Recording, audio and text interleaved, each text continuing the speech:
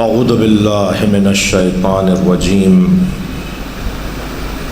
بسم اللہ الرحمن الرحیم الحمد للہ الذی لا یبلغ مدحتہ القائلون ولا یحصی نعماءہ العادون ولا یعدی حقہ المجتہدون الذی لیس لصفتہ حد محدود ولا نعت موجود ولا وقت معدود ولا اجل ممدود فطر الخلائق بقدرته ونشر الرياح برحمته الصلاة والسلام على الرسول المسدد المصطفى العمجد المحمود الأحمد سیدنا و مولانا و مولا الکونین جد الحسن والحسین عانی ابو القاسم محمد اللہم صل علی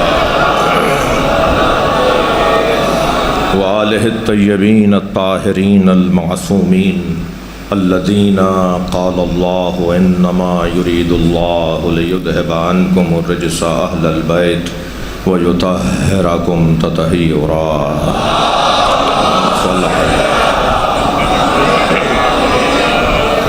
ولعنت اللہ علی اعدائہم اجمعین من یوم عداوتہم الى قیام یوم الدین اما بعد قال الحکیم فی قرآن الکریم بسم اللہ الرحمن الرحیم یا ایہا الذین آمنوا اتقوا اللہ وابتغوا الیہ الوسیلہ صلوات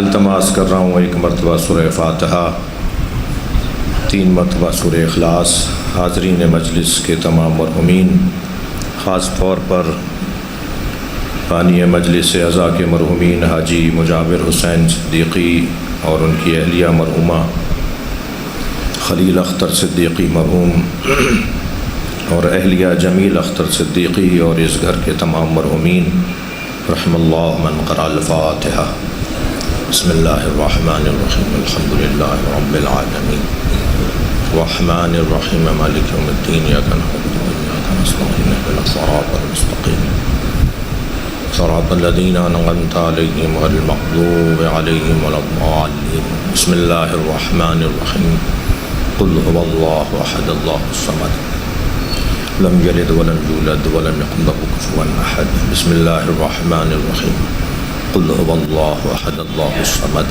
لم یلد ولم یولد ولم یکن له کفوا احد بسم اللہ الرحمن الرحیم قل هو اللہ احد اللہ الصمد لم یلد ولم یولد ولم یکن له کفوا احد اللہم صل علی محمد وآل محمد مغفرت کے لیے بلند صلوات اللہم صل علی محمد ایک اور بلند صلوات ہدیہ کرنا اللہم صل علی محمد وآل محمد اللہ کا کلام معرفت اور عظمت اہل بیت کا بیان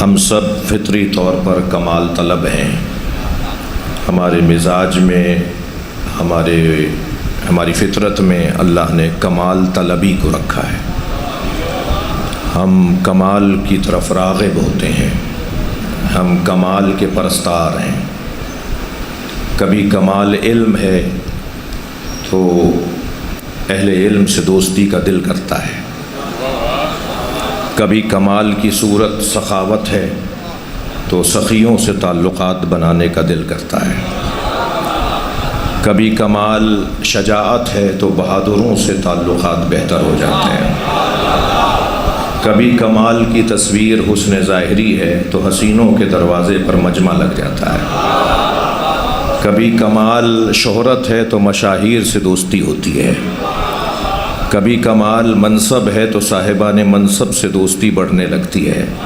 اللہ نہیں چاہتا تھا کہ لوگ در در کی ٹھوکریں کھائیں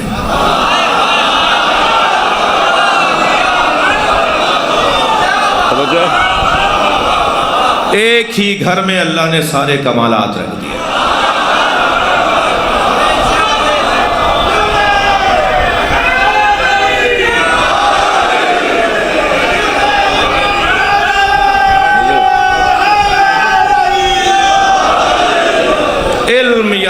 اور کمال پر۔ میرا بچوں، آپ سے اسکول کالجوں میں پوچھا جاتا ہے کہ آپ مولا علی کی افضلیت کے قائل کیوں ہیں؟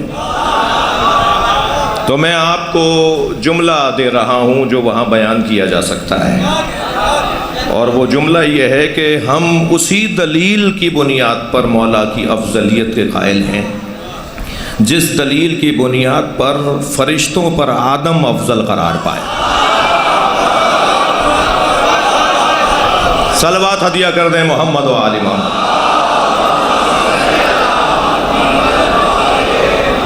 فرشتوں پر حضرت آدم علم کی بنیاد پر افضل قرار پائے۔ فرشتوں سے زیادہ علم حضرت آدم کے پاس تھا تو مسجود ملائکہ قرار پائے۔ جو دلیل قرآن میں اللہ نے قائم کی ہے وہ اگر ممبر حسینی سے بیان نہ ہو تو یہ امام بارگاہ کہاں؟ اس جگہ پر دفاع عقائد اسلامیہ کرنے کا کام کیا جاتا ہے۔ میرا مجمع محترم سنی بھی ہیں، شیعہ بھی ہیں، میں وہ پھر مجھے تو بولنا ہی نہیں آتا اگر میں کسی سنی کو علی سے جوڑ نہ دوں، یعنی جو اس کی اب تک محبت ہے اس میں اضافہ نہ ہو تو پھر میرے بیٹھنے کا فائدہ کیا ہے؟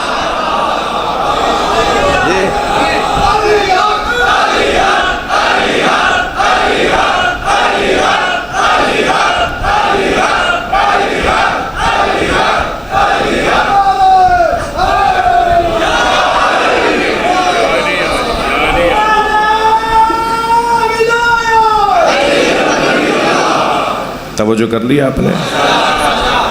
تو سب سے بڑی، سب سے پہلی دلیل افضلیت امیر المومنین بعد از مصطفیٰ سرکار دو جہاں کے بعد ہماری ترتیب ہے اللہ، رسول اللہ، علی ولی اللہ۔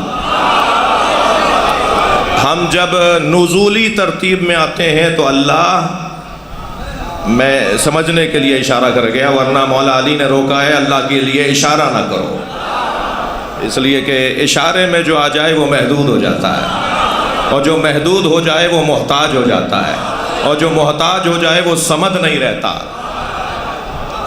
تو لا حد ولا ضد ولا ند، مولا علی کے الفاظ، اللہ کے لیے کوئی حد نہیں ہے، اللہ کا کوئی ضد ہی نہیں ہے۔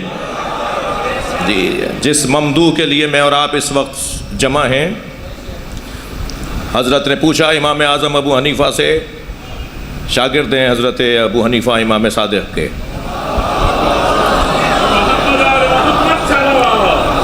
اللہم صلی علی محمد وآل محمد۔ میں نے ایک جلدی میں جملہ کہہ دیا، شاید بچے متوجہ نہیں ہوئے۔ حضرت امام اعظم ابو حنیفہ سے کسی نے پوچھا آپ کی عمر کتنی ہے؟ 70 سال کی عمر کے تھے جب کسی نے پوچھا کہ آپ کی عمر کتنی ہے، تو بے ساختہ کہا 2 سال کا ہو۔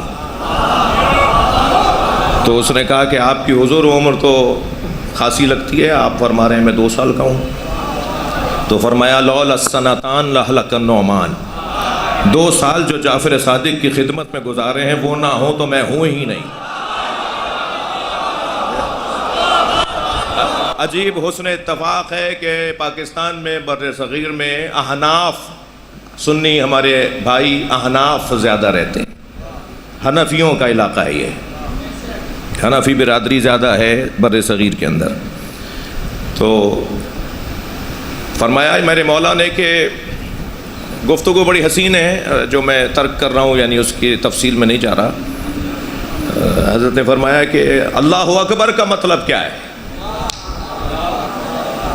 تو انہوں نے فرمایا اللہ اکبر من کل شے۔ جواب دیا کہ اللہ اکبر کا مطلب یہ ہے کہ اللہ ہر شے سے اکبر ہے، بڑا ہے، بلند ہے۔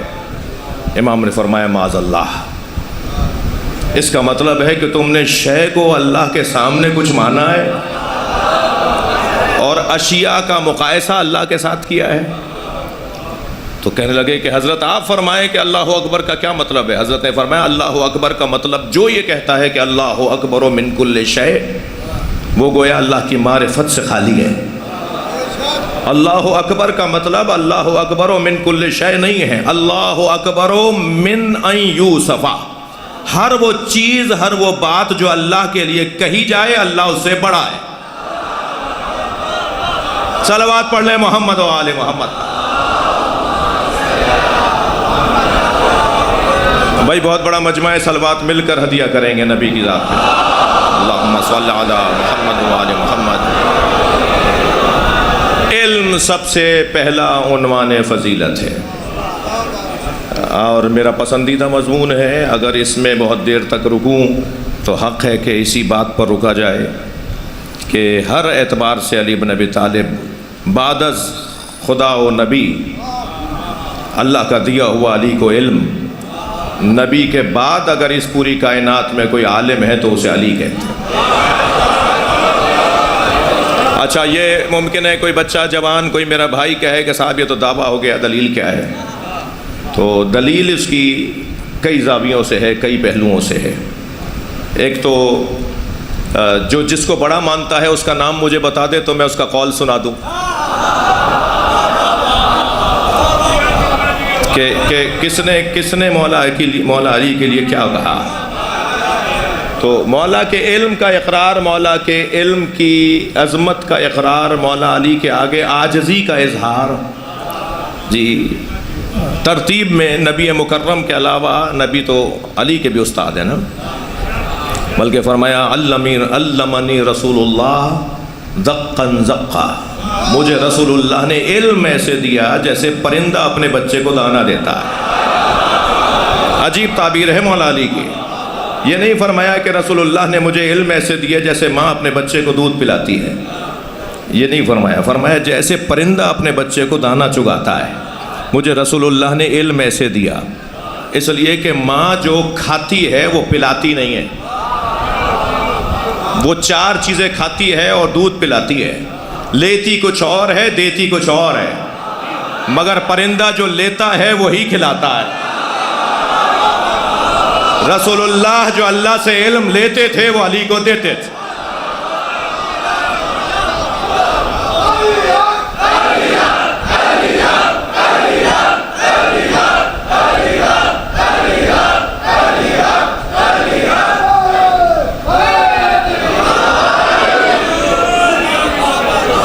یہاں سے گفتگو شروع ہوگی مولا علی کی علم کی، اور بات جائے گی نہج البلاغہ کے بیان تک، علی مولا کے قادر الکلام ہونے تک۔ کوئی ایک ایسا موضوع جو علی سے پوچھا گیا ہو، ایک دفعہ 27 مشکل سوال جوڑ کر لائے کہ علی کسی سوال پر کہیں گے کہ اس کا جواب کل بتاؤں گا، 6 سوال کے بعد بھول گئے کہ 7واں کیا ہے۔ ہاں، مولا نے فرمایا میں تمہیں سوال بھی بتاؤں گا، جواب بھی بتاؤں گا۔ تو کسی ایک نے، ان میں سے کسی ایک نے کہا کہ آپ کا علم کیا نبی کے علم کے برابر ہے؟ تو عزیزو، خاص طور پر امت مسلمہ سے کہہ رہا ہوں، جب علی مولا سے کسی نے نبی کا مقایسہ کیا کہ آپ کا علم نبی کے علم کے برابر ہے، تو علی مولا کی پیشانی پر بل آ گئے۔ فرمایا ھذا لعاب النبی،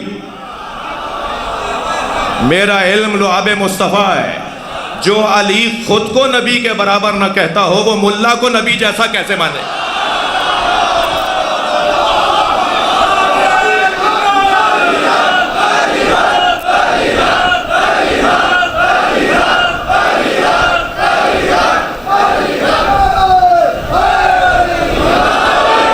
بھائی توجہ چاہوں گا، اتنا بڑا مجمع بیٹھا ہے، ان میں کوئی نبی رسول امام معصوم تو نہیں ہے نا؟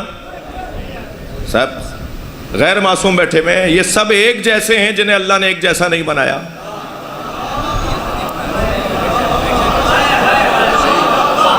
یہ جو اتنا بڑا مجمع، باہر اندر اوپر نیچے، یہ جتنا بڑا مجمع بیٹھا ہے، اللہ نے یہ ایک جیسوں کو ایک جیسا نہیں بنایا۔ انتہائی اہم دستاویزات پہ دستخط کے بعد آپ انگوٹھا بھی لگاتے ہیں۔ رجسٹرار لوگ بیٹھے ہوں گے، رجسٹری والے اداروں کے لوگ، جی خوب پکڑ کے انگوٹھا لگاتے ہیں۔ بھائی دستخط کر دیا، آپ انگوٹھا کیوں لگوا رہے ہو؟ جی پڑھے لکھے ہیں، دستخط کرنے آتے ہیں، سائن کرنے آتے ہیں، تو جواب کیا آتا ہے؟ وہ آئے یا نہ آئے میں بتا رہا ہوں، دستخط جعلی ہو سکتا ہے، اللہ کا بنایا ہوا جعلی نہیں ہو سکتا۔ دنیا میں اگر اربوں انسان ہے نا، تو سب کا انگوٹھا دوسرے سے مختلف ہے۔ جب ہمارے انگوٹھے ایک جیسا نہیں ہے تو ذہن ایک جیسا کیسے، کردار ایک جیسا کیسے؟ ہم میں سے کوئی بھی کسی جیسا نہیں ہے۔ یہ عجیب داستان ہے اور نامعقول بات ہے اور انتہائی غیر منطقی گفتگو ہے، مگر کیا کریں کہ گلی کوچوں میں، اداروں میں، آفسوں میں، کلاسوں میں اور کالج یونیورسٹیز میں قدم قدم پر ایک بات سننے کو ملتی ہے، جس کو اگر اس ممبر سے بیان نہ کروں، ان بچوں کے لیے بیان نہ کروں، پرانی بات ہو گئی ہے صاحب، کب تک یہ بحثیں کریں گے؟ جی ہماری طرف سے تو آپ کو بات پرانی نظر آ رہی ہے، لیکن جب ہمارا مخالف، علمی مخالف جو بات کرتا ہے، اس کی طرف سے آپ کو بات پرانی کیوں نظر نہیں آتی؟ یہ کہنا بالکل غلط ہے کہ ممبر سے خیبر و خندق بیان نہیں ہونا چاہیے۔ جو بھی یہ بات کرتا ہے وہ قرآن کا مخالف ہے، اس لیے کہ جب تک قرآن میں وہ قصے موجود ہیں بیان ہوں گے۔ یہ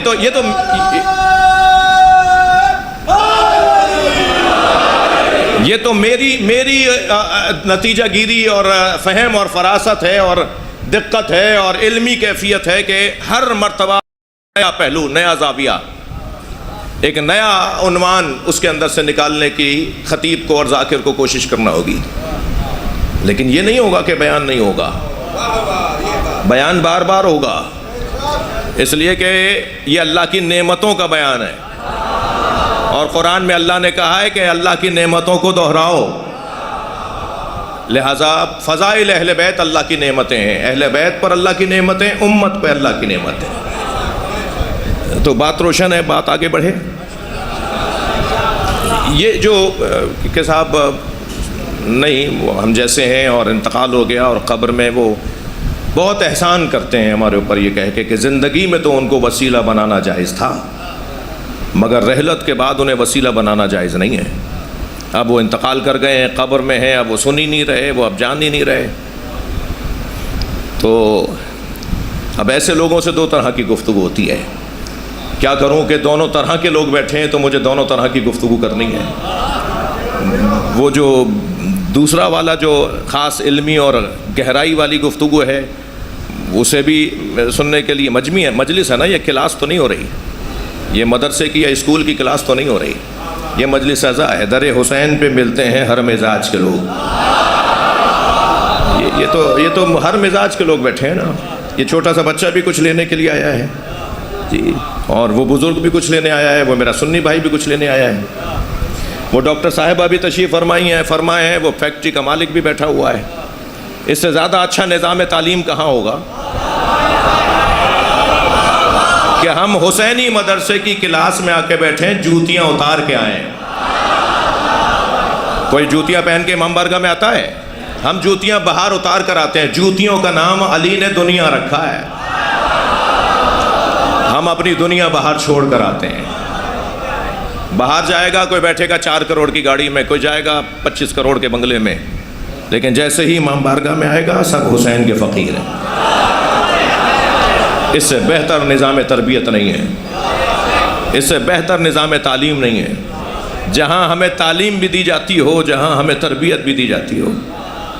فیکٹری کا مالک بیٹھا تھا، اس کی فیکٹری میں 6000 مزدور کام کرتے ہیں، اسی کی فیکٹری کا ایک مزدور کودتا پھاندتا مجلس میں اسی کے آگے آ کے بیٹھ گیا، اور بیٹھتے بیٹھتے بے خیالی میں لات بھی مار دی۔ جھک کر دیکھا تو اسی کی فیکٹری کا نوکر تھا۔ سوچنے لگا کہ ڈانٹے، ناراضگی کا اظہار کرے، پیچھے ہٹائے، پیچھے بھگائے، فوراً امام حسین نے خیال ڈالا یہ تیرا نوکر نہیں ہے، یہ اس وقت میرے دربار میں بیٹھا ہے۔ صلوات پڑھ لیں مولا کی ذات پر۔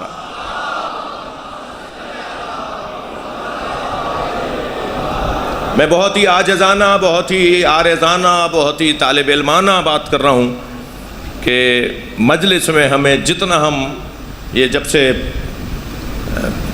پیسہ غیر منطقی انداز سے بڑھنا شروع ہوا ہے نا، کیونکہ آیت اللہ خمینی کا ایک بڑا اچھا فرمان ہے، وہ کہتے ہیں کہ ایک مادی نعمت 3 روحانی نعمتوں سے ٹکراتی ہے۔ ایک مادی نعمت آ جائے گی اگر تو 3 روحانی نعمتیں فرار کریں گی۔ ضروری نہیں ہے کہ پیسہ ہو تو میں اس کو اپنے لیے استعمال بھی کروں اور اس سے اپنی آسائشوں کی طرف اسے لے جاؤں اور اپنی راحتوں کو بڑھا دوں کہ مجھے پھر عبادتوں کا مزہ آنا بند ہو جائے۔ جی جب مجھے مسلسل وہ عادت رہے گی تو پھر میں کھردوری زمین کے اوپر اور بغیر فرش کے زمین کے اوپر نہیں بیٹھوں گا جی. پھر مجھے برابر والے سے کوئی شاید خوشبو بدبو بھی آ رہی ہوگی, پھر مجھے آگے پیچھے چلنے والوں سے کچھ اکتاہٹ بھی ہو رہی ہوگی, لیکن جب میں اپنے آپ کو سمجھاؤں گا کہ نہیں, یہ اللہ کے فقیروں کا تذکرہ ہے جنہوں نے ہمیں فقیر بننے کا سلیقہ سکھایا ہے. جی مولا حسین فرما رہے ہیں نا, ہاتھ خالی تیرے دربار میں آتا ہے حسین. جی یہ تو میر انیس نے امام حسین کی مناجات کے دو مصروں میں ترجمہ کیا ہے. ہاتھ خالی تیرے دربار میں آتا ہے حسین, کوئی فدیہ تیرے قابل نہیں پاتا ہے حسین. یہ عاجزی دیکھیے, فرماتے ہیں ترکت الخلق طرا لہواک, میں نے تیری خاطر ساری مخلوق کو چھوڑ دیا. وَأَتَمْتُ الْعَيَالَ لَكَ أَرْعَاكَ, اور اب میں اپنی سکینہ کو یتیم کر رہا ہوں تاکہ تیرا دیدار مجھے نصیب ہو جائے. مناجات کے جملے دیکھیے, عاجزی امام کی, اللہ کی بارگاہ میں اپنے آپ کو پیش کرنا امام کا. تو ہم بھی اس دسترخوان پہ حسین نے کیوں, ہمیں حسین تو نام ہی, مولا حسین کا نام ہی ایسا ہے جو جذب کرتا ہے, اپنی طرف کھینچتا ہے. جی امام حسین کی عزاداری شیعوں کی تو ملکیت ہے نہیں جی, شیعہ تو عزاداری کے نوکر ہیں, اور میرا یہ جملہ پرانا ہے کہ نوکروں کو اپنی اوقات میں رہنا چاہیے, مالک کے مہمانوں کا خیال کرنا چاہیے. تو جو بھی آ جائے مجلس میں وہ امام حسین کے ذکر کا مہمان ہے. تھوڑی سی بات آگے بڑھا رہا ہوں. سب سے بڑی فضیلت علم ہے, اور علم کے باب میں جو جسے بڑا مانتا ہے وہ اس کا تذکرہ کرے. تو الحمدللہ یہ طالب علم آپ کو اس کا قول, اس کا حوالہ دینے کو تیار ہوں کہ کس نے کیا کب کیا کہا. دور ہے دوسری خلافت کا,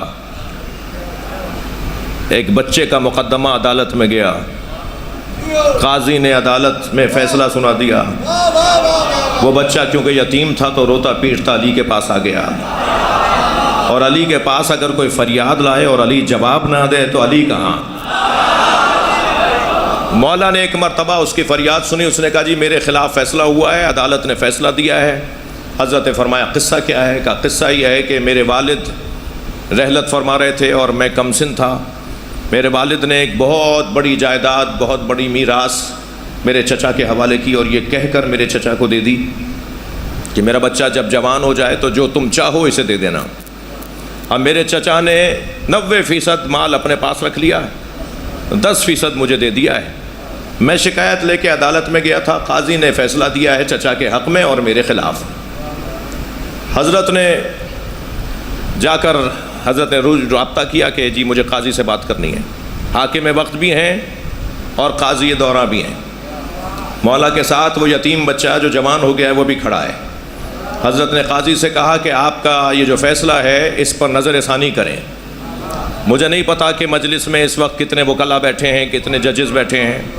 یہ جو اعلیٰ عدلیہ میں ریویو کا ڈپارٹمنٹ ہے نا, اس کے بانی علی ہیں. ججز اپنے فیصلے پہ نظر ثانی کریں, یہ علی نے فیصلہ سنایا ہے. حضرت نے فرمایا نظر ثانی کریں, آپ کا فیصلہ درست نہیں ہے. کہنے لگا کیسے؟ اس کے باپ نے تو وصیت یہ کی تھی کہ جو تم چاہو اپنے بھتیجے کو, میرے بیٹے کو دے دینا. تو میں نے یہ 10% دے دیا. مثلا اگر 2000 ایکڑ زمین تھی تو مثلا 50 ایکڑ دے دی اور باقی خود رکھ لی. حضرت نے فرمایا نہیں, جو یہ رکھ رہا ہے اسے چاہتا ہے وہ یہ دے دے بھتیجے کو, اور جو دے رہا ہے اسے نہیں چاہتا وہ یہ خود رکھ لے. تو بے ساختہ حضرت عمر نے کہا لولا علی لہلک عمر, اگر علی نہ ہوتے تو عمر ہلاک ہو گیا ہوتا.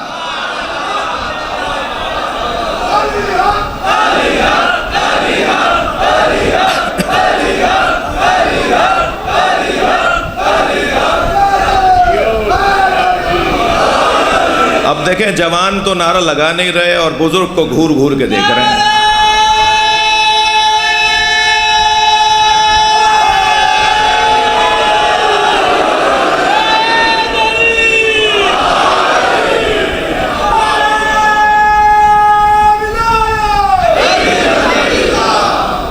توجہ کر لیا؟ مولا علی کا علم اور مولا علی کے علم کے بارے میں بات بہت روشن ہے. پہلی فضیلت. دوسرا عنوان فضیلت ہے شجاعت، بہادری. موٹے بازوؤں کا ہونا، لمبے قد کا ہونا انسان کو بہادر نہیں بناتا. تھوڑی سی گردن ہلا دو، بات جا رہی ہے تو. کسی کو لمبا چوڑا دیکھ کر اس سے ڈریے گا مت، اور کسی کو نحیف اور ناتوان دیکھ کر اس سے الجھیے گا مت. اس لیے کہ جو جو کی روٹی گھٹنے کے زور سے توڑ کے کھاتا ہے نا، وہ 2 انگلیوں سے باب خیبر اکھاڑتا ہے.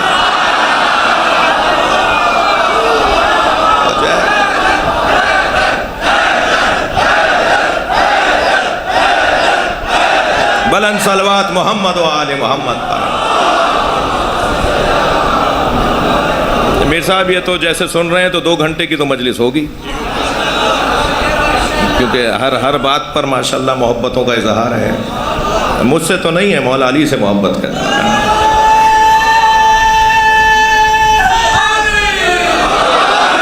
دوسرا عنوان شجاعت. شجاعت جنگیں تلوار کی کاٹ پر نہیں لڑی جاتی، جنگیں بازوؤں کے زور پر نہیں لڑی جاتی. جنگوں کا جیتنے والا وہ ہوتا ہے جس کے اعصاب مضبوط ہو. بظاہر بہت لمبا چوڑا فربا طاقتور نظر آ رہا ہے، مگر میدان میں جا کر اگر وہ بھاگتا ہوا نظر آئے تو کیا فائدہ ایسی طاقت کا؟ یہ کوئی ضروری نہیں ہے کہ کسی کا بدن اگر مضبوط ہو تو اس کے اعصاب بھی مضبوط ہوں. اعصاب کا مضبوط انسان جنگوں کو جیتتا ہے. میں ان بچوں جوانوں کے لیے ایک جملہ کہہ رہا ہوں جن کی اکثریت ہے مجلس میں. اعصاب کو مضبوط بنانے کے بہت سارے فارمولے ہیں، بہت سارے نسخے ہیں، مگر ایک نسخہ آج دے دیتا ہوں. اعصاب اگر اپنے مضبوط بنانے ہیں، جس کی بنیاد پر تم مارکوں کو سر کرو گے، میدانوں کو سر کرو گے، وہ میدان کوئی سا بھی میدان ہو، اعصاب کو مضبوط بنانے کا ایک نسخہ یہ ہے کہ جس چیز سے ڈر لگتا ہے وہی چیز کر کے دکھاؤ. یہ میرا بنایا ہوا فارمولہ نہیں ہے، مولا علی کا دیا ہوا فارمولہ ہے، یہ علی مولا کا دیا ہوا نسخہ ہے. جس چیز سے تمہیں ڈر لگتا ہے وہ کام، وہ فعل انجام دے کر دکھاؤ، تمہارا خوف نکل جائے گا.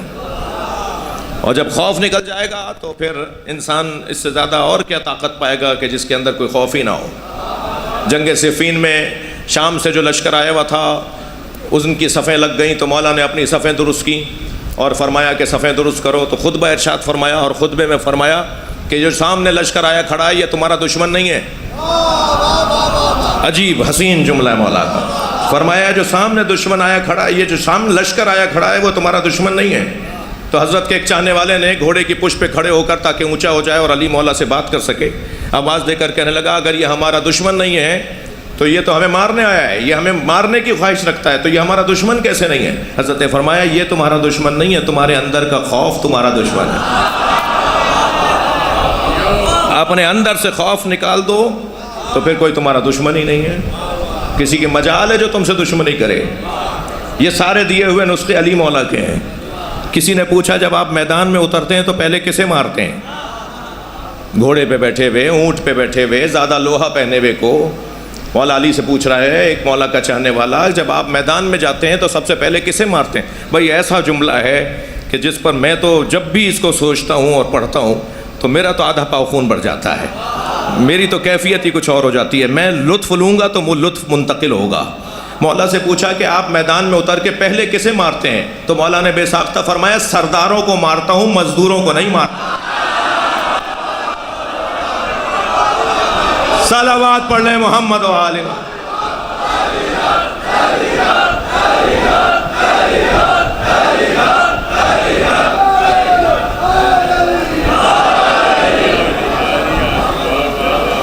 اعصاب کی مضبوطی، اس سے جنگیں جیتی جاتی ہیں.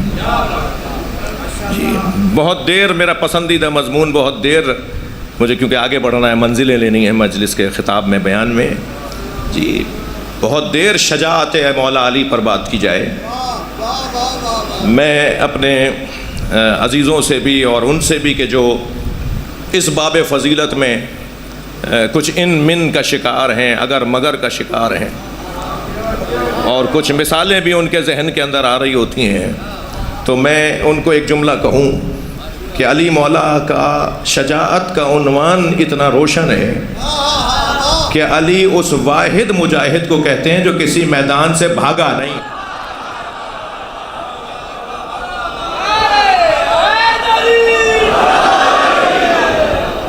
بھائی میں مولا علی کی بات کر رہا ہوں، کسی کو پریشانی کی کوئی ضرورت نہیں ہے۔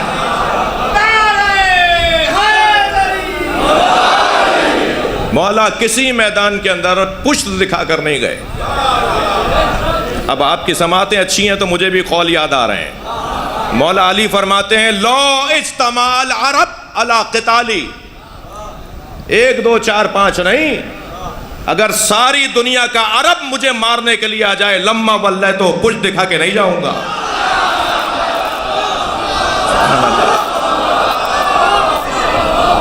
میں میدان چھوڑ کر نہیں جاؤں گا۔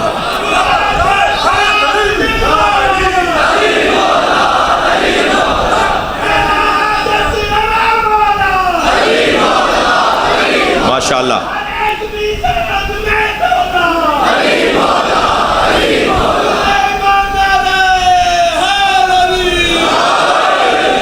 اکبر۔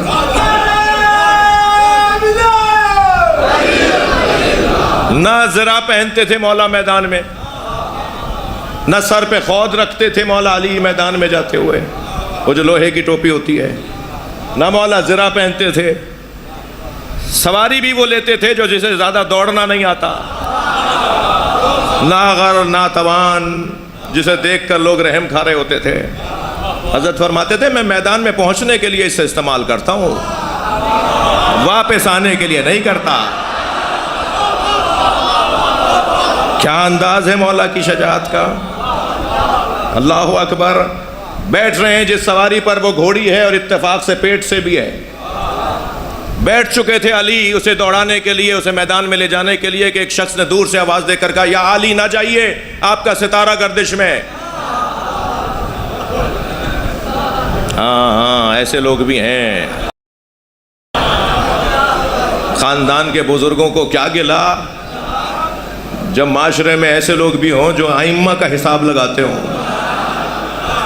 یاد رکھو میرے بچوں جوانوں، میں آپ سے بات کر رہا ہوں، ہماری قوم کی کچھ کمزوریاں سامنے آ رہی ہیں۔ ان کمزوریوں میں ایک کمزوری ہے اپنی حدوں کو نہ پہچاننا۔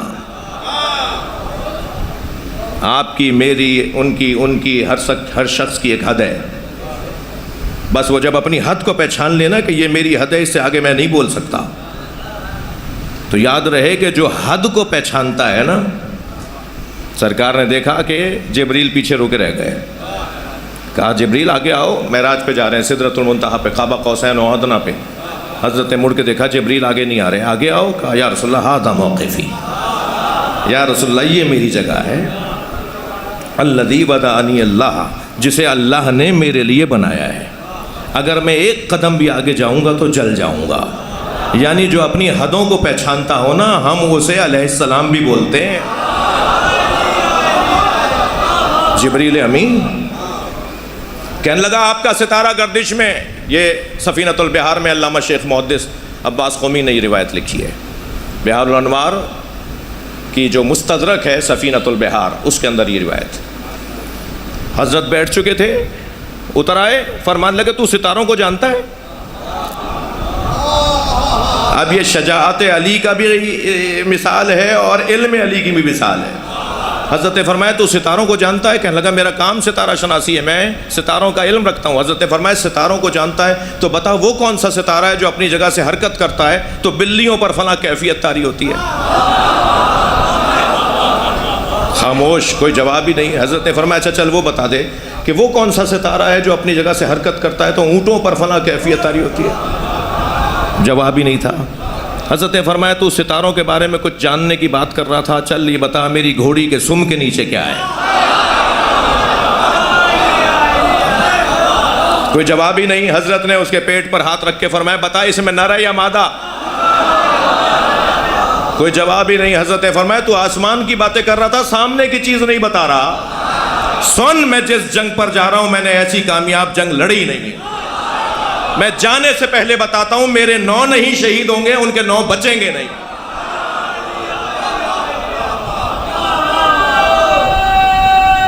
ماشاءاللہ.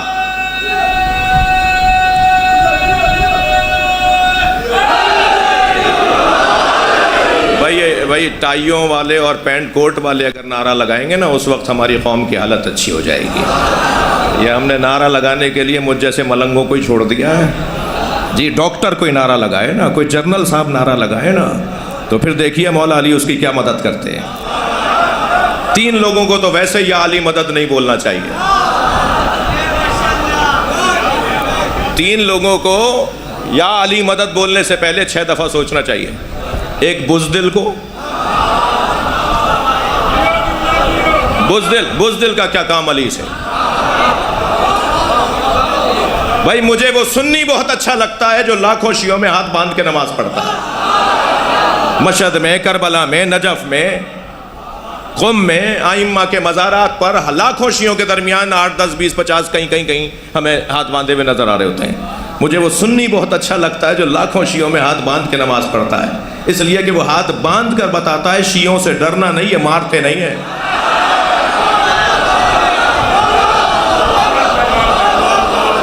وہ ہاتھ باندھ کر اطمینان کے ساتھ نماز پڑھ کر بتاتا ہے جس دین کو میں نے سمجھا ہے اس پہ عمل کرنے کی جرت بھی رکھتا ہوں. مجھے وہ سنی بہت اچھا لگتا ہے جو لاکھوں شیعوں میں ہاتھ باندھ کے نماز پڑھتا ہے, مگر مجھے اتنا ہی وہ شیعہ برا لگتا ہے جو 4 سنیوں میں ہاتھ باندھ لیتا ہے.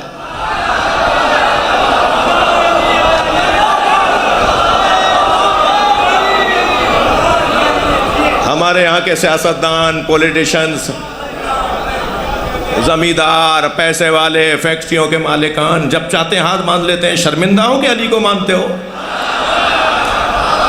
سینہ ٹھوک کے کہو جعفر صادق کے فقہ پہ عمل کرتا ہوں. لبیک یا حسین.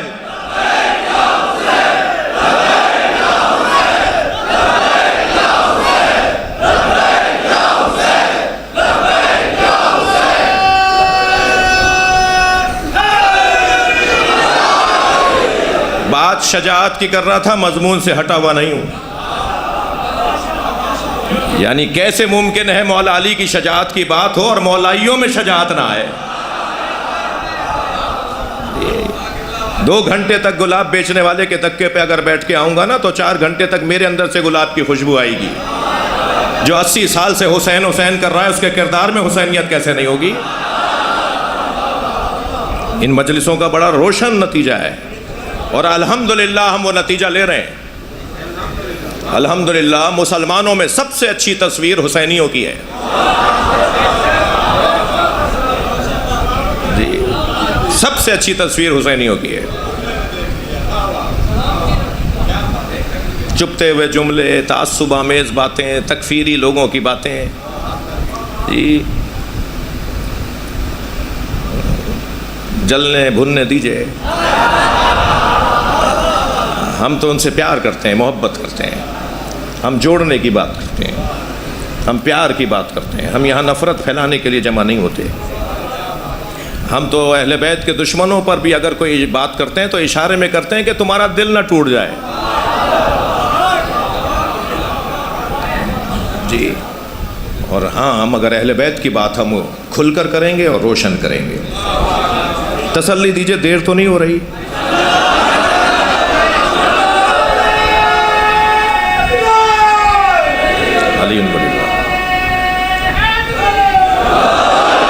اچھا میں مجھے آتی نہیں وہ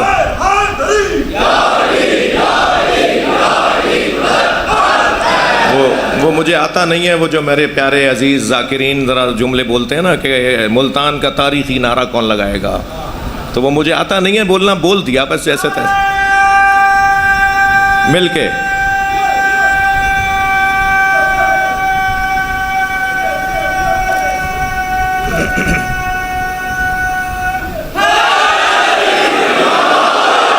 ماشاءاللہ مولا علی آپ سے راضی.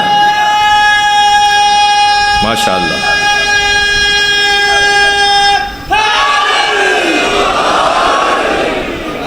زندہ باد۔ بات آگے بڑھے۔ دوسرا عنوان فضیلت شجاعت ہے، اور اس میں پھر مجھے مولا کا ایک فرمان، مولا فرماتے ہیں جب کسی نے پوچھا کہ آپ کا دشمن جب آپ کے سامنے آتا ہے تو آپ کو کیسا لگتا ہے، تو فرمانے لگے مجھے اس پہ ترس آتا ہے۔ کیا کریم مولا ہے، کرامت دیکھیں علی مولا کی۔ فرماتے ہیں جب میرا دشمن میرے ایک دم سامنے آ جاتا ہے تو مجھے اس پہ ترس آتا ہے، اس لیے کہ وہ گھبرا کر اپنی مجبوری کا اظہار کرتا ہے، پھر میں اسے موقع دیتا ہوں کہ وہ چلا جائے، اور جب وہ پیٹ موڑ کے جاتا ہے تو علی پیچھے جانے والوں کے پیچھے جاتا ہی نہیں۔ اللہ اکبر۔ ایک اہل سنت عالم دین ہیں، مصر کے رہنے والے ہیں، ابو الحدید ابن معتزلی، ابن ابی الحدید معتزلی۔ وہ شرح نہج البلاغہ کی 5ویں جلد میں مولا کے فضائل کے کچھ عناوین کہ میں نے علی کو یہ سمجھا، میں نے علی سے یہ سیکھا اور سمجھا، اس میں وہ ایک باب قائم کرتے ہیں۔ وہ باب ہے مولا علی کا جامع الازداد ہونا، یعنی علی مولا کے اندر ضدیں جمع تھیں۔ کیوں نہیں پہچان سکتے کسی شخصیت کو؟ کیوں مولا کے لیے نبی نے فرمایا کہ تم عاجز ہو علی کے فضائل بیان کرنے سے؟ جی کیوں بزرگان دین کا یہ قول ہے کہ لو ان الاشجار اقلام والبحار مداد والجن حساب والانس کتاب، اگر ساری دنیا کے درختوں کو قلم بنا دیا جائے، سمندروں کو روشنائی بنا دیا جائے، جن گنتی کرنے بیٹھیں اور انسان لکھنے بیٹھیں، ما احسو فضائل علی بن ابی طالب، تو فضائل علی بن ابی طالب کو کوئی لکھ نہیں سکتا، کوئی گنتی میں نہیں لا سکتا۔ کیوں نبی مکرم نے ہماری عاجزی اور کیوں بزرگان دین نے ہماری ناتوانی ہم پر واضح کی ہے کہ ہم یہ کام کر ہی نہیں سکتے۔ اس میں ایک عنوان مولا علی کا جامع الازداد ہونا ہے۔ علی مولا کی ذات میں ضدیں جمع ہیں، ضدیں، جامع الازداد، ازداد ضد کی جمع، جامع تھے علی، جمع کرنے والے تھے ضدوں کو، جو ضدوں کو جمع کرے اسے نہیں سمجھ سکتے، اس کو پہچاننا ممکن نہیں ہے، اس کو جاننا ممکن نہیں ہے۔ مثلا زہد کا تقاضا یہ ہے کہ کوئی منصب، کوئی کرسی، کوئی عنوان، کوئی جو ہے وہ وزارت، کوئی سفارت قبول نہ کرے کہ بھائی میں زاہد آدمی، مجھے دنیا کے منصبوں سے کیا کام۔ زہد کا تقاضا ہے ترک دنیا، ایسا ہی ہے۔ واحد علی مولا کی ذات ہے جو زاہد بھی سب سے بڑے ہیں اور حاکم بھی سب سے کامیاب ہیں۔ یہ علی مولا میں ضد ہے، نہیں میں سمجھ میں آ سکتا کہ کوئی زاہد بھی اس کمال کا ہو اور حاکم بھی اس کمال کا ہو۔ ایسے ہی جو سخی ہے نا وہ شجاع نہیں ہو سکتا، جو شجاع ہے وہ سخی نہیں ہو سکتا۔ شجاعت کا تقاضا ہے گردن اڑانا، اور سخاوت کا تقاضا ہے معاف کر دینا، چھوڑ دینا۔ یہ علی مولا کے علاوہ کسی اور میں جمع ہی نہیں ہوا۔ سامنے والے کی تلوار ٹوٹ کر گر گئی، نہتہ تھا، نہتے پہ علی ہاتھ اٹھائے، علی مجبوروں پر ہاتھ نہیں اٹھاتا۔ میرے مولا نے اپنا گھوڑا موڑ دیا، جانے لگے اسے چھوڑ کر، تو اس کی آواز آئی یا علی حبلی سیفک، اے علی مجھے اپنی تلوار دے دیں۔ مولا نے ایک لمحہ نہیں لگایا، اپنا گھوڑا موڑا، تلوار نکال کر اس کی طرف پھینک دی۔ فضا میں اڑتی ہوئی تلوار اس نے پکڑی، تلوار تان کر مولا کے قریب آنے لگا، اور جیسے جیسے قریب آ رہا تھا مولا علی کے چہرے کا اطمینان اسے مار رہا تھا۔ بالکل مولا علی کے سامنے کھڑے ہو کر اس نے اپنی تلوار تانی اور کہنے لگا کوئی اپنے قاتل کو تلوار دیتا ہے؟ حضرت نے فرمایا پہلے قاتل تھا پھر سائل ہو گیا تھا، علی سے مانگنے والا خالی ہاتھ نہیں جاتا۔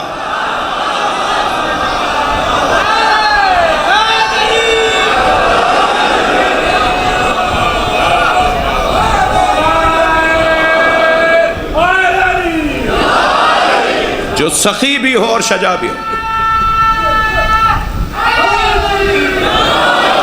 اسی باب میں وہ ایک اور مثال آگے بڑھاتے ہیں، وہ کہتے ہیں جس کی رائٹنگ اچھی ہوتی ہے، بچے بیٹھے ہوئے ہیں لکھنے والے، تختی لکھنے والے بھی بیٹھے ہوں گے، تختی لکھنے والوں کی رائٹنگ اچھی ہیں، اور آج کل تو اسکولوں میں تختی نہیں ہے نا، کچھ ہے جو بتائیں مجھے آپ کیا ہے؟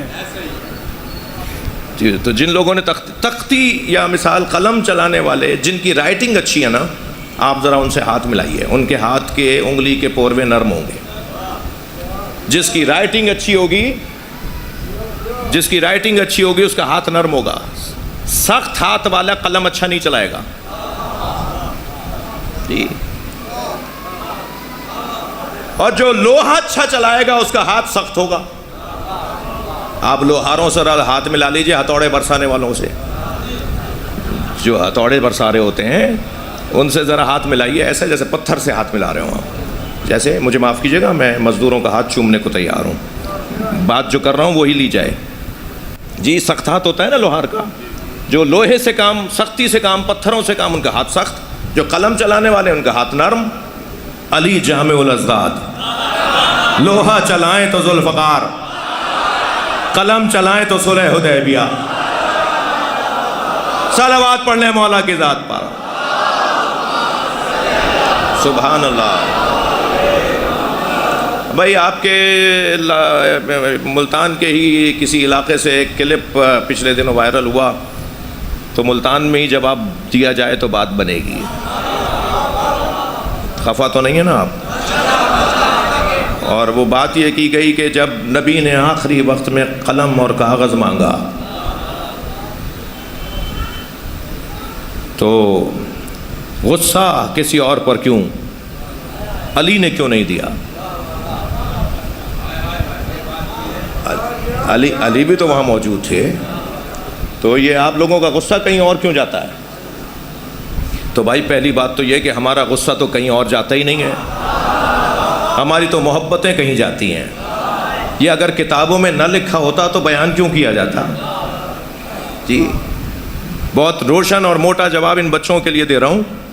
کہنے لگے کہ جب قلم نبی نے مانگا تو اس مجمع میں ان لوگوں میں تو علی بھی تھے، تو علی نے کیوں نہیں دے دیا؟ تو جواب اس کا یہ ہے کہ نبی نے قلم سب سے مانگا تھا، جواب کسی نے کیوں دیا کہ ہمیں کتاب کافی ہے؟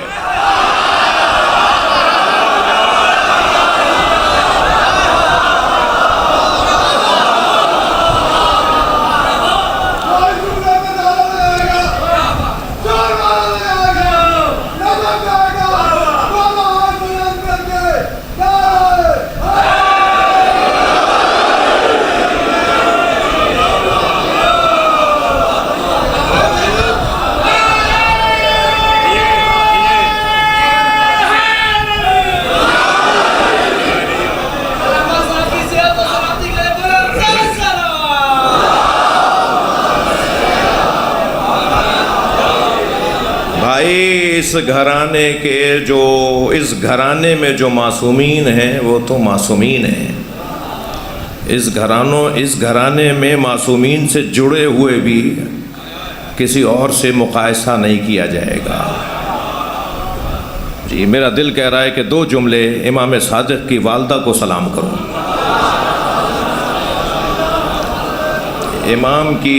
امام کا ننیال، ددیال تو سب پہ روشن ہے نا، امام محمد باقر کے فرزند جی، امام زین العابدین کے پوتے، ایسا ہی ہے، مگر ان کی والدہ جو ہیں وہ حضرت ام فروہ بنت حضرت قاسم ابن محمد ابی بکر، جو ایران کی شہزادیاں اسیر ہو کر آئیں، ان میں ایک مہربانوں اور ایک شہربانوں۔ مہربانوں نے حضرت محمد ابن ابی بکر کے ساتھ عقد کیا۔ اچھا یہ کیا میں نے لفظ کہہ دیا کہ عقد کیا؟ ان بیویوں کو اختیار دیا گیا تھا کہ اس مجمع میں جس جوان سے تم کہو، یہ بھی مولا علی نے مشورہ دیا کہ یہ شہزادیاں ہیں، یہ اعلیٰ خاندان کے لوگ ہیں، یہ بڑے لوگ ہیں، ان کے ساتھ ایسا نہ کیا جائے کہ انہیں کنیزی میں اور انہیں جس کے ساتھ چاہو بیاہ دیا جائے۔ انہیں اختیار ہو کہ یہ خود طے کریں کہ کس جوان سے عقد کریں گی۔ تو حضرت مہربانوں نے حضرت محمد ابن ابی بکر سے خواہش کا اظہار کیا کہ اس جوان سے میرا عقد ہو، اور جب جناب شہربانوں سے پوچھا گیا تو بی بی نے مجمع میں کسی کو ڈھونڈنا تلاش کیا، ڈھونڈنے کے انداز سے تلاش کیا، اور 2 لوگوں کے عقب میں مولا حسین تشریف فرما تھے، تو آواز دے کر کہا وہ جوان جو ہے اس سے میرا عقد ہو۔ جب مولا علی نے تفصیل پوچھی کہ تم نے اسی جوان کا انتخاب کیوں کیا، کہ 3 دن سے رسول اللہ ان کی ماں فاطمہ کے ساتھ میرے خواب میں آ رہے ہیں، اور مجھے کہتے ہیں کہ کچھ دن بعد تم سے پوچھا جائے گا تو یہ میرا حسین ہے، تم اس سے اپنے عقد کا اظہار کرنا۔ تو بی بی شہربانو امام سجاد کی والدہ، ٹھیک ہے، تو حضرت شہربانو کے امام صادق حضرت شہربانو کے پوتے ہیں اور حضرت مہربانو کے نواسے ہیں۔ حضرت محمد ابن ابی بکر سے حضرت مہربانو کا عقد ہوا، ان سے دنیا میں حضرت قاسم تشریف لائے، حضرت قاسم سے حضرت ام فروہ دنیا میں تشریف لائیں۔ حضرت ام فروہ والدہ ہیں امام صادق کی۔ تھک رہے ہیں کہ میری باتوں سے؟ اچھا، آپ کی توجہات ماشاءاللہ بھرپور ہیں، تو مجھے 2-4 جملے اس باب میں کہنے کی اجازت ہو۔ تو حضرت قاسم فقہائے امامیہ میں ان کا شمار ہوتا ہے، تابعین میں سے ان کا شمار ہوتا ہے اہل سنت کی اصطلاح کے مطابق، اور ہمارے ہاں 30 طبقے کے فقہا میں سے ہیں، یعنی ائمہ نے جن فقہا کی تربیت کی ان میں سے ہیں۔ عصر نص کے فقہائے امامیہ میں سے حضرت قاسم ہیں۔ ان کا بھی بڑا حسین جملہ مجھے یاد آ گیا، جب کسی نے آ کر ان سے سوال پوچھا تو انہوں نے فرمایا کہ ما ادری، مجھے نہیں آتا۔ اس نے کہا میں تو چھوڑ کے ہی نہیں جاؤں گا، یہاں سے جاؤں گا ہی نہیں جب تک کہ آپ مجھے جواب نہیں دیں گے۔ تو اپنی داڑھی پر بڑی ریش تھی، بڑی داڑھی تھی، اس کے اوپر ہاتھ پھیرتے ہوئے فرمایا کہ لا تنظروا الی طول لحیتی، میری لمبی داڑھی کو مت دیکھو، والناس حولی، اور لوگوں کو مت دیکھو جو میرے گرد چلتے ہیں، واللہ میں اپنی زبان اس مسئلے پہ کھولوں گا ہی نہیں جس کو جانتا نہیں ہوں۔ اس درجے کے محتاط اور فقیہ عالم دین، یہ ان کی دختر ہیں حضرت ام فروہ۔ حضرت ام فروہ مولا صادق کی والدہ، وہ مکرمہ، معاشرے میں اس وقت کے مدینے میں مکرمہ بی بی کے نام سے معروف، لوگ صادق اور جعفر کم بولتے تھے، ابن و مکرمہ زیادہ بولتے تھے، مکرمہ کے بیٹے، مکرمہ کے بیٹے۔ میرے بچوں جوانوں، 4 چیزیں امہات الائمہ میں، 4 فضیلتیں امہات الائمہ میں ایسی ہیں جو کسی اور ماں میں نہیں ہیں۔ جناب زہرا کی بات نہیں ہو رہی، ام الائمہ کی بات نہیں کر رہا۔ امہات الائمہ، ہر امام معصوم کی والدہ کی جو مشترکہ فضیلتیں ہیں وہ 4 ہیں جی۔ سب سے پہلی فضیلت، بڑا لطیف عنوان ہے، اللہ کرے بیان کرنے کی مجھے توفیق ہو۔ سب سے پہلا عنوان امہات الائمہ، جن سے ائمہ اہل بیت دنیا میں آئے وہ مائیں ہیں، ان ماؤں کی بات کر رہا ہوں۔ سب سے پہلا عنوان یہ ہے کہ یہ وہ بیویاں تھیں جن سے ائمہ نے خواہش کی کہ میں عقد کرنا چاہتا ہوں۔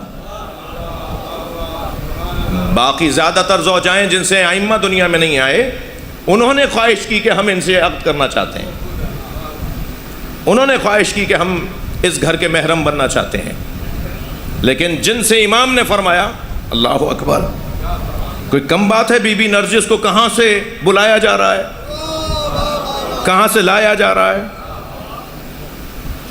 ایک عنوان۔ دوسرا عنوان، وہ اپنے اس وقت کے زمانے میں، آپ اگر آمادہ نہیں ہیں تو مضمون تبدیل کر دوں، اس وقت کے، اللہم صلی علی محمد وآل محمد، اس وقت، اس زمانے میں اس بی بی سے بڑی کوئی عالمہ اور متقیہ بی بی ہوتی نہیں۔ وہ اپنے زمانے کی سب سے بڑی عالمہ بی بی، وہ اپنے زمانے کی سب سے بڑی متقیہ بی بی وہی ہوتی ہیں کہ جن سے امام کو دنیا میں آنا ہے۔ یہ دوسری فضیلت ہے۔ تیسری فضیلت بتاؤں آپ کو؟ تیسری فضیلت اس بی بی کی ہے کہ اس کی حفاظت کی ذمہ داری خود اللہ لیتا ہے۔ اگر کوئی قریب آنا چاہتا ہے، بعض بیویوں کے لیے ہے کہ انہیں لایا گیا اور کچھ لوگوں نے آگے بڑھ کر ان کی کہا کہ ہم خریدنا چاہتے ہیں، عنوان کنیزی رکھتی تھیں بعض بیویوں کے لیے، تاریخ کی باتیں کر رہا ہوں بھائی میں، ٹھیک ہے۔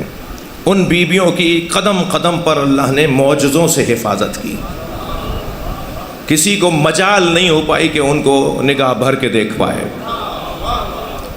اس کو کوئی نہ کوئی تکلیف ہو جاتی تھی، کوئی نہ کوئی مسئلہ ہو جاتا تھا۔ ان کی عصمت کی حفاظت، ان کی عفت کی حفاظت خود خدا نے کی جی۔ یہ تیسری فضیلت۔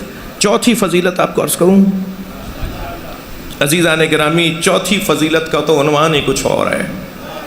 یہ وہ بیویاں ہیں، چوتھی فضیلت امہات الائمہ، یہ وہ بیویاں ہیں کہ جن کا عقد دو جگہ ہوا، عرش پہ اللہ نے پڑھایا، فرش پہ معصوم نے پڑھایا جی۔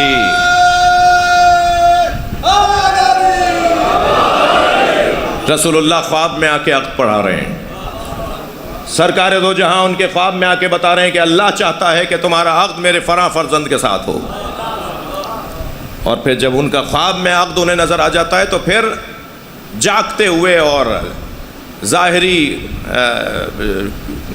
حیات میں ان کا عقد ہوتا ہے۔ یہ فضیلت ہے ان بیویوں کی جی۔ خانہ کعبہ کا طواف کر رہی ہیں بی بی ام فروا، طواف کرتے کرتے الٹے ہاتھ سے حجر اسود کو استلام کیا، تو حجر اسود کو ہاتھ لگایا تو وہاں موجود ایک حاجی نے آواز دے کر کہا کہ اے بی بی، الٹا ہاتھ نہیں لگاتے حجر اسود کو۔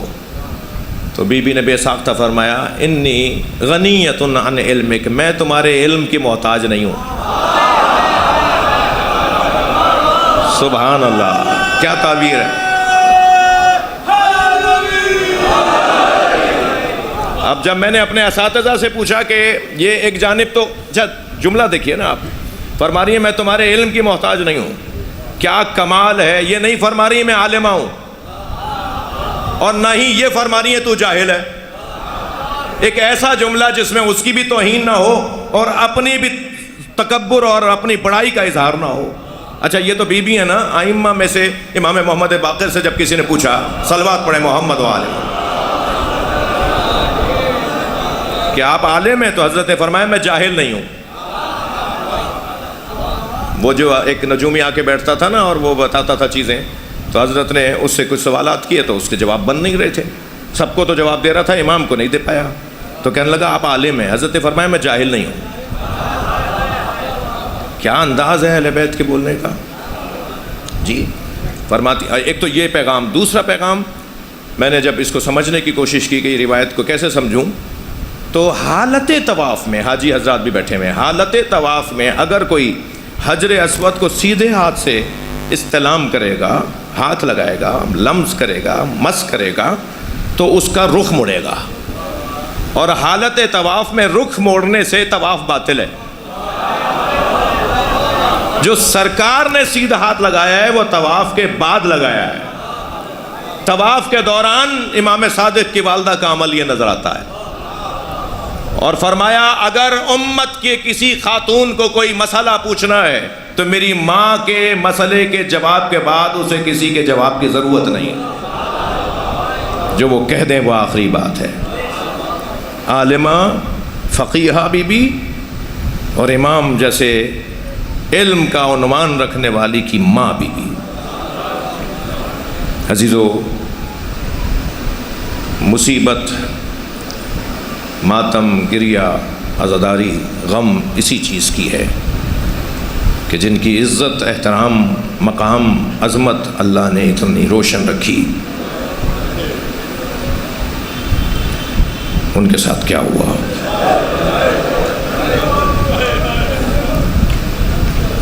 ابو جعفر منصور دوانقی نے حکم دیا کہ جعفر صادق کے گھر کو آگ لگا دو۔ مولا کو زہر دے کر بعد میں شہید کیا، مگر اس سے پہلے جو اس مولا پر ظلم روا رکھے گئے ان میں سے ایک عنوان. اور جب گھر میں آگ لگی نا، چاہنے والوں کا مجمع جمع ہوا، تو حضرت کو ایک چاہنے والے نے روتے ہوئے دیکھا. تو اس نے کہا مولا آپ ہمارے صابر امام، آپ ہمارے غیور امام. فرمایا کہ جب گھر میں آگ لگ رہی تھی، فیہا علویات، تو گھر میں سیدانیاں تھیں، گھر میں نبی زادیاں تھیں، اجرکم اللہ، گھر میں بیویاں تھیں. ہن تنتقل من حجرۃ الی حجرہ. جب آگ لگ رہی تھی تو وہ ایک حجرے سے دوسرے حجرے میں جا رہی تھی. من مکان الی مکان، ایک جگہ سے دوسری جگہ جا رہی تھی. یہ کہتے ہوئے امام نے فرمایا میری سب سے چھوٹی بیٹی فاطمہ کے دامن میں آگ لگی. میں گھر کی بیویوں کے کپڑوں میں دامنوں میں لگی ہوئی آگ چھڑا رہا تھا کہ میری نگاہ میری اپنی بیٹی فاطمہ تک گئی، جس کے بغیر میرا دن نہیں گزرتا. وہ مجھے فریاد کر کے کہہ رہی تھی بابا مجھے بچائیں. تو میں نے اس کے دامن سے آگ چھڑائی، اور یہ کہہ کر دونوں ہاتھوں سے سر پکڑ کر امام بیٹھے، دونوں ہاتھ سر پر رکھ کر بیٹھے اور زہر و قطار گریہ کیا. پھر چاہنے والے نے کہا مولا حوصلہ کیجئے. تو فرمایا مجھے کربلا میں جلتے ہوئے خیمے یاد آ رہا ہے. اجرکم اللہ، اجرکم اللہ، اجرکم اللہ. حق ہے جن کے مذہب میں رونا جائز ہے وہ تکلف کر کے نہ روئیں، اور جسے رونا نہ آ رہا ہو اللہ سے آنسو مانگے. یہ جو قطرہ اشک ہے نا اہل بیت کے غم میں، یہ ہمارے مرنے کے بعد ہمارے بہت کام آئے گا، اس دنیا میں بھی کام آئے گا. اجرکم اللہ، اجرکم اللہ. عزادارو بس مجلس تو ہو گئی، آپ نے گریہ کر لیا. جب شام سے قافلہ رہا ہو کر جا رہا تھا نا، تو امام سجاد نے محملیں تیار کروائیں. جب محملیں آمادہ ہو گئیں تو فرمایا پھوپھی اماں سب بیویوں سے کہیں کہ وہ آ کے بیٹھ جائیں. جب سب بیویاں بیٹھ گئیں تو امام نے پھر فرمایا پھوپھی اماں سب بیٹھ گئی ہیں، قافلہ رواں ہو. تو بی بی زینب کی آواز آئی زین العابدین بھابھی رباب نظر نہیں آ رہے. ایک ماں کی مجلس ترحیم بھی ہے، ایک باپ کی مجلس ترحیم بھی ہے. مجلس میں میری بہنیں بھی تشریف فرما ہیں، دودھ پلاتے ہوئے پیتے ہوئے بچوں کی مائیں بھی بیٹھی ہوں گی، اور جن گھروں میں دودھ پیتے بچے ہیں ان گھروں کے مرد بھی بیٹھے ہوں گے.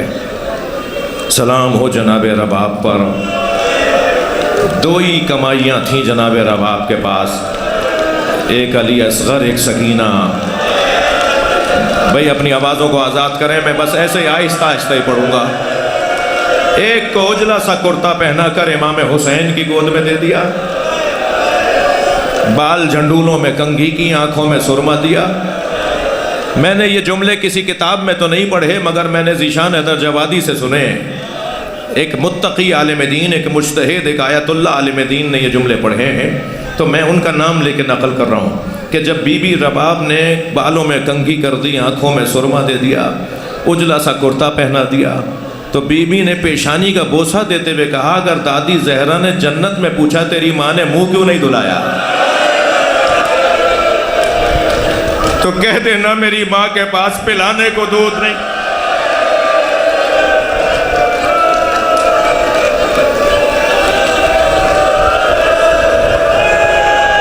اجرکم اللہ. اللہ آپ کو کوئی غم نہ دے.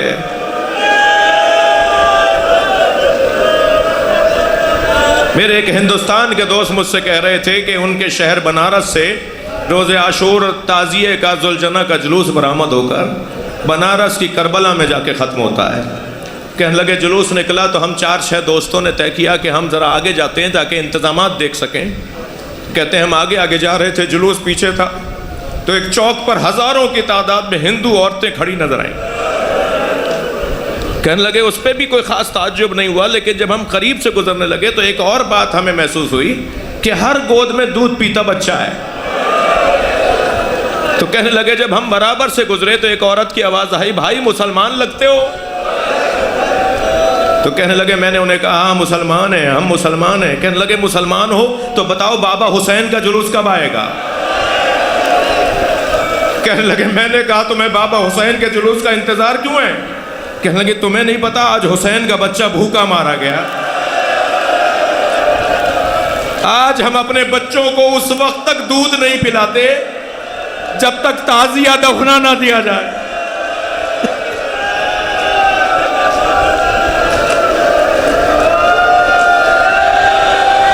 اجرکم اللہ، اللہ آپ کو اس کا اجر عطا کرے۔ بڑا جگر ہے رباب کا، بڑا حوصلہ ہے جناب رباب کا۔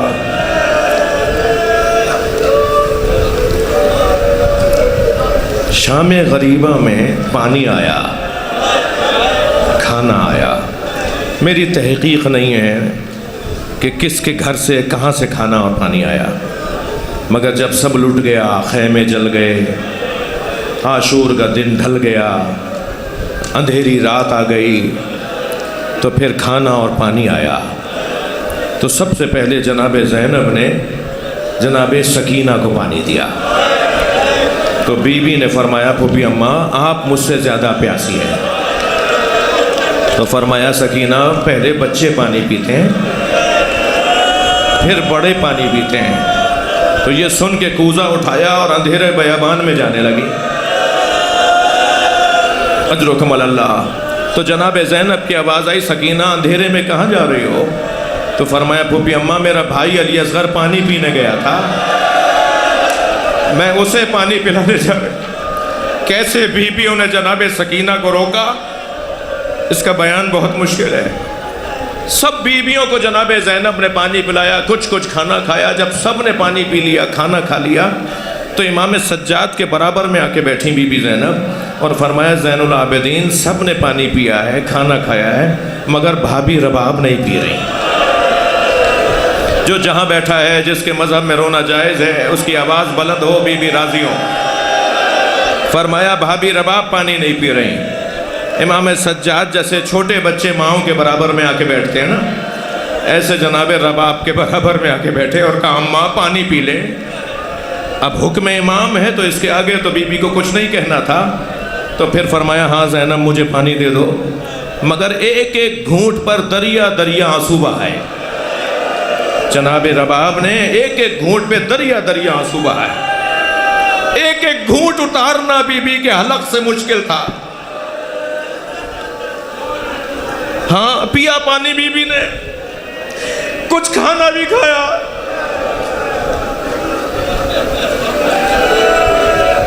جن گھروں میں دودھ پیتے بچے میں نے اشارہ دیا تھا وہ میری بات کو زیادہ محسوس کریں۔ بی بی کا ادب مانے ہیں، میں اشارے میں بات کروں گا، صراحت نہیں کر سکتا۔ بی بی نے شام غریبہ میں کچھ پانی پیا، کچھ کھانا کھایا۔ آدھی رات ہوئی، بیویوں کی گودی میں تلاش کرنے لگی۔ کبھی جلے ہوئے خیموں کی عقب میں جا کر کچھ ڈھونڈنے لگی، کبھی جہاں ٹیلا نظر آتا تھا اسے سہلانے لگی۔ جناب زینب سے رہا نہیں کہ آگے بڑھ کر کہا بی بی آپ مضطرب کیوں ہیں؟ فرما لگی زینب مجھے علی اصغر یاد آ رہا، میرا بچہ بھوکا مار دیا۔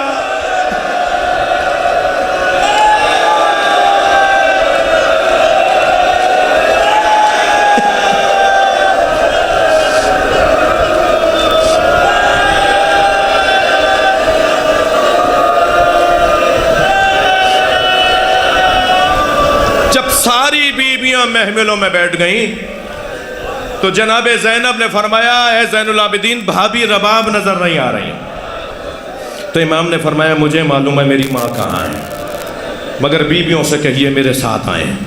اب آگے آگے امام سجاد، پیچھے پیچھے بیویاں امام سجاد کے آ رہے ہیں۔ امام نے جیسے ہی رستہ موڑا، رستہ بدلا تو کیا دیکھا؟ سامنے زندان ہے۔ تو جناب زینب کی آواز آئی زین العابدین آگے تو زندان ہے۔ کہ پھوپھی اماں 2 قدم اور آگے آئی ہے۔ اب جو زندان شام میں قدم رکھا تو کیا دیکھا؟ جیسے کوئی ماں اپنے بچے کو سینے سے لگائے ہو۔ ایسے جناب رباب نے قبر سکینہ کو سینے سے لگایا ہوا ہے، اور جیسے مائیں بچوں کو سلاتے ہوئے لوریاں سناتی ہیں نا، ایسے سنا رہی ہیں، اے سکینہ اٹھو، قافلہ تیار ہو گیا۔ سکینہ جو تمہاری چادر چھنی تھی وہ بھی واپس آ گئی۔ سکینہ تمہارے لیے تو علیحدہ محمل سجائی ہے۔ سکینہ چلو مدینے چلے۔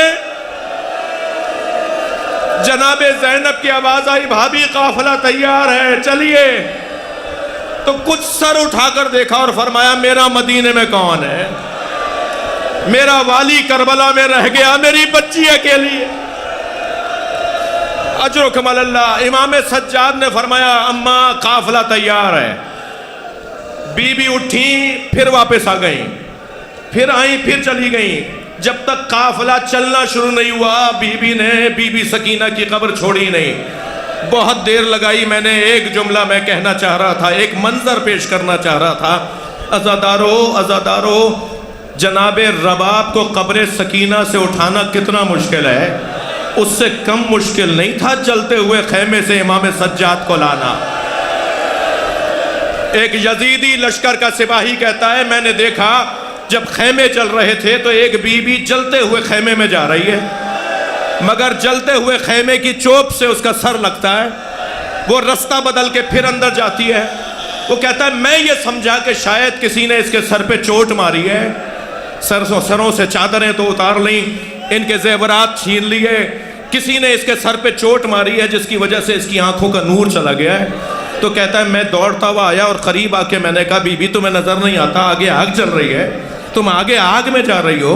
تو وہ بی بی مڑی اور مڑ کر مجھے دیکھا اور کہا یا شیخ ان لنا فیہا علیل، اس خیمے میں ہمارا ایک بیمار رہ گیا ہے جو اپنے پیروں سے چل کر نہیں آ سکتا۔ کہتا ہے تب میں سمجھا یہ علی کی بیٹی زینب ہے۔ وہ جلتے ہوئے خیمے میں گئی اور اپنی پشت پر اپنا بیمار بھتیجا اٹھا کے لائی۔ سارے میدان نے دیکھا علی کی بیٹی علی کے بچوں کو کیسے بچائے۔ الا لعنت اللہ علی القوم الظالمین فسيعلم الذین ظلموا أي منقلب۔ یا اللہ ان آوازوں پر رحمت نازل فرما، مرحومین مغفورین کے درجات کو بلند فرما، ہماری عاقبت بخیر فرما۔ یہ سنی شیعہ میرا عزیز مجمع، ان کی حاجات کو پورا فرما، ہماری عاقبت بخیر فرما۔ صدیقی برادران کے خاص حاجات کو رزق میں عزت میں اضافہ فرما۔ بیماروں کے لیے یا اللہ تجھے واسطہ ہے جناب رباب کا شفا عطا فرما۔ احمد ایک جوان احمد کے نام سے بیمار ہے، محمد عامر بیمار ہے، آپ کے ذہنوں میں جو عزیزوں میں مریض ہیں ان سب کی یا اللہ اس احمد کی کو شفا عطا فرما، ہم سب کی عاقبت بخیر فرما، امام زمانہ کے ظہور میں تعجیل فرما۔ دعاؤں کی قبولیت کے لیے بلند صلوات، اللہم صلی علی محمد۔